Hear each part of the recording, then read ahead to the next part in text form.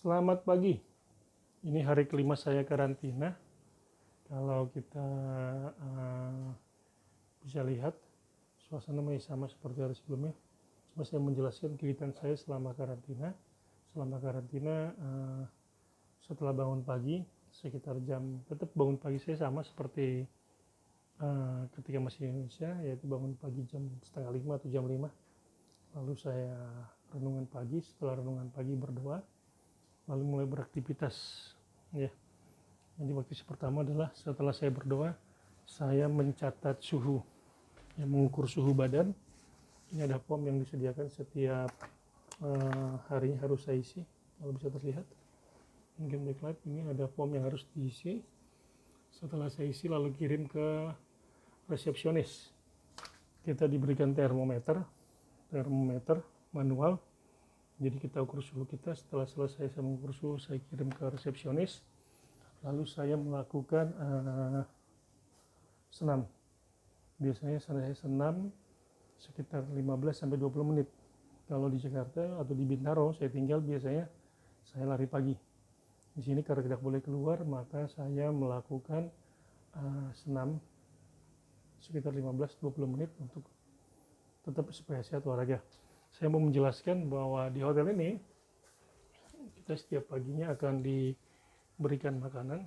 Saya tunjukkan sebentar.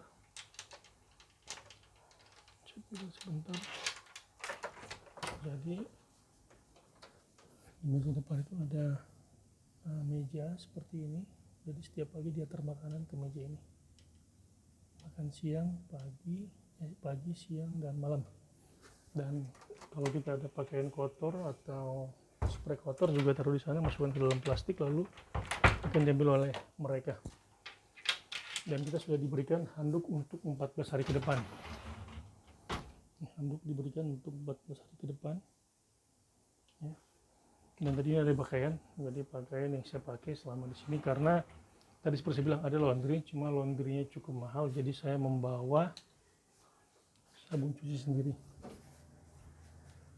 Ini saya bawa ada sabun cuci, lalu membawa juga sabun cuci piring, dan membawa sponsnya juga.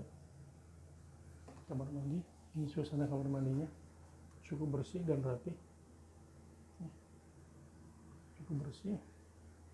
lalu kita juga diberikan air galon seperti ini. Kalau kosong kita tinggal melapor agar diantar yang baru. Dan di kamar ada televisi,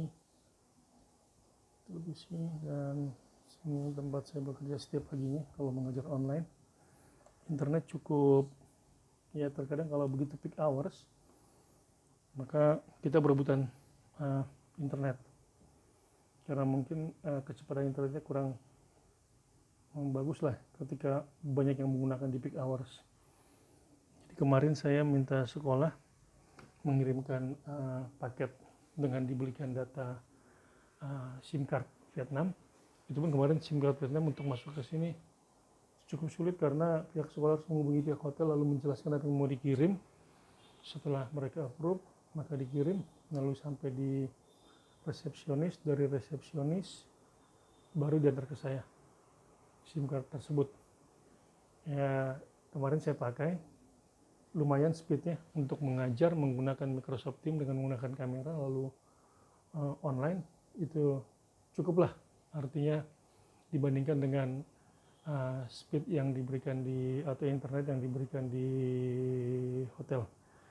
Nah, ini kamar tempat tidur. Jadi setiap 3 hari sekali kita mendapatkan spray baru, lalu kita ganti sendiri. Dengan semua kita ganti, lalu kita ganti sendiri, karena ini karantina, jadi mereka tidak bisa untuk merapikan, harus kita sendiri. Jadi yang lain di luar sana ada, untungnya saya punya pemandangan, ya, walaupun hanya pemandangan seperti ini, ya. Lalu di sana ada tempat makan mie, ya. Kita lihat yang hijau ini, kalau yang hijau itu, ini setiap pagi selalu ramai. Jam 6, setengah 6 mereka sudah buka, lalu tutup jam 10 malam, ya. Jadi cukup ramai dan sepertinya semua karyawannya tinggal di tempat tersebut. Jadi mereka sangat bisa siap-siap. Ini jadi satu hal yang mungkin harus kita tiru adalah bagaimana pelayanan mereka di sini. Jadi kalau boleh saya bilang seperti di yang pertama saya buat Jakarta, Hong Kong, Vietnam, bahwa para staf hotel di sini mereka menggunakan APD lengkap, lalu tidak bersentuhan dengan kita sama sekali. Apapun yang kita minta tinggal telepon, mereka akan antar drop di meja depan tadi. Ya, jadi mereka benar-benar mau menjaga bagaimana supaya kasus di Vietnam tidak bertambah, kasus di Vietnam tidak mengakibatkan ada korban jiwa. Saya kurang mau tahu detail berapa sekarang kasus positif di Vietnam, tapi yang pasti memang rendah sekali, karena yang saya lihat selama saya mengikuti karantina dari mereka cukup ketat. Dan selama saya di karantina, saya wajib mengikuti tes PCR 4-5 kali, dan saya sudah menyelesaikan PCR yang kedua kemarin. PCR yang pertama hasilnya negatif, jadi kemarin pada saat PCR yang kedua, saya tanya dokter yang mengambil sampel, PCR pertama saya bagaimana? Dia jelaskan kalau hasilnya negatif, maka disimpan sama mereka, tapi kalau positif maka akan mereka tindak lanjuti dengan memproses kita untuk tahap selanjutnya. Jadi puji Tuhan kemarin PCR pertama negatif, tinggal menunggu PCR yang kedua dalam 3-4 hari, nanti ketika saya dilakukan PCR yang ketiga. Jadi sekali lagi memang semua harus kita taati protokol yang disiapkan oleh pihak hotel sebagai tempat karantina. Dan satu lagi, kalau kita foreigner atau orang asing yang masuk ke Vietnam, kita harus menyiapkan dokumen semua dokumen harus sudah masuk ke pihak penerbangan. Makanya ketika kemarin saya sampai di Vietnam, 7 penumpang yang naik pesawat itu namanya sudah ada mereka semua, jadi tinggal panggil sesuatu, tinggal dicek kelengkapan dokumen kita. Lalu kita pun ditunggu sampai jemputan dari hotel kita datang. Jadi saya kemarin memilih hotel ini karena dekat dari bandara, walaupun harganya lumayan mahal, dan ini ditanggung oleh saya dan dibantu oleh pihak sekolah. Ini risiko karena di masa COVID seperti ini, biasanya kalau keadaan normal kita langsung masuk ke tempat yang kita tuju, tapi karena COVID ini maka kita akan mengikuti karantina dan pihak sekolah memberikan bantuan.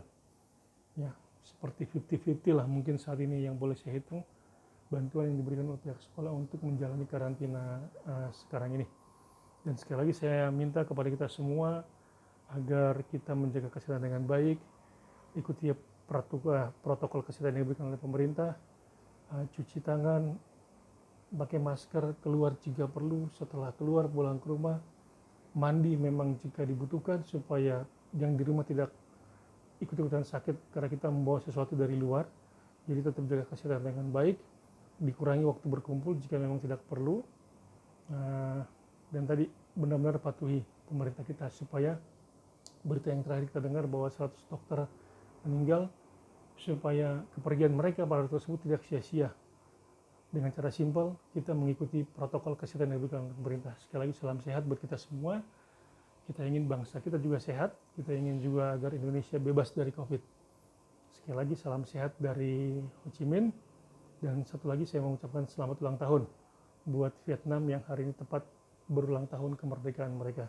Sukses buat Vietnam, sukses juga buat negara kita tercinta, Republik Indonesia. Salam sehat buat kita semua.